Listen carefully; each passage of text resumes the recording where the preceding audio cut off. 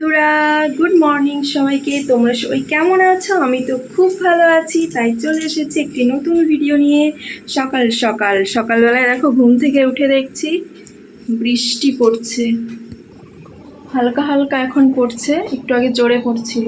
তো আজকে না আমাদের একটা কোথাও যাওয়ার আছে, তো সেই জন্য সকালবেলায় রেডি হয়ে গেছি। আর এদিকে তো বৃষ্টি পড়ছে, কিভাবে যাব জানি না, বৃষ্টি কমলে যাব। অপেক্ষা করে আছি রেডি হয়ে আমি আর মা। এই দেখো, আজকের ওয়েদারটা দেখো, আজকের ওয়েদারটা বৃষ্টি বৃষ্টি, চ্যাপচ্যাপা বৃষ্টি, মনে হচ্ছে নিম্নচাপ পড়েছে। তো চলো, যদি যেতে পারি তো দেখাবো কোথায় যাচ্ছি। তোমরা আমার সাথে থাকো আর দেখতে থাকো। তো বৃষ্টিটা না পুরোপুরি কমেনি, হালকা পড়ছে, আর আমরা নিচে নেমে গেছি। এখন না বেরোলে হয়তো আর বেরোনোও যাবে না। এই যে মাহি পেছনে বসে গেছে, আমরা স্কুটি করে যাবো, শাশুড়ি মা সামনে ওইদিকে দরজা লাগিয়ে আসছে।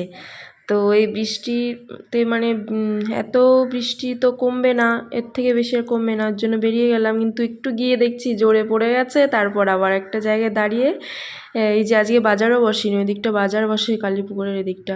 তো এই যে এখানটায় আবার একটু দাঁড়িয়েছি এখানে দাঁড়িয়ে আমরা দুজন আমরা ভাবছি বাড়ি কি ফেরত চলে যাব নাকি যেখানে যাওয়ার সেখানে যাব। তো এই ভাবতে ভাবতে কমে গেছিলো একটু, আবার চলে এসেছি পেট্রোল পাম্পে তেল ভরতে। এই দেখো ছেলে আমার কোলে, একটু হালকা ভিজে গেছি, ছেলে ভেজেনি, ওকে ঢাকা দিয়ে রেখেছিল ঠাকুমা, মাঝখানে বসেছিল তো ওড়না দিয়ে ভালো করে ঢাকা দিয়ে রেখেছিল, ও ভেজেনি। তারপর এই যে ফাইনালি চলে এসেছি আমরা তেল ভরে একটা মামা বাড়িতে। এটা হলো পিয়াদের বাড়ি, মানে মামার মেয়ের নাম হলো পিয়া। এই মামিটা বসে আছে, মামিটার কদিন আগে খুব শরীর খারাপ ছিল, এখন মোটামুটি আছে। আর এই যে মামা বসে আছে নিচে। আসলে আজকে আসার কারণটা কি জানো তো, আজকে মাকে ডেকেছিল ফোন করে। মা তো শাড়ি, নাইটি, কুর্তি এসবের ব্যবসা করে, ওই জন্য এরা নেয় মায়ের কাছ থেকে। ওর জন্য আজকে বলেছিল নিয়ে এসো, আজকে আমরা নেব। আর পিয়াও এসেছে, ও শ্বশুর বাড়ি থাকে, ওর বিয়ে হয়ে গেছে, ও বাপের বাড়ি এসেছে, ওরও দেখা হবে, সেই জন্য আজকে ডেকেছিল। তো কথা মতো আমরা দেখো বৃষ্টি বাদল সব পেরিয়ে ঠিক এসে গেছি কথা রাখতে।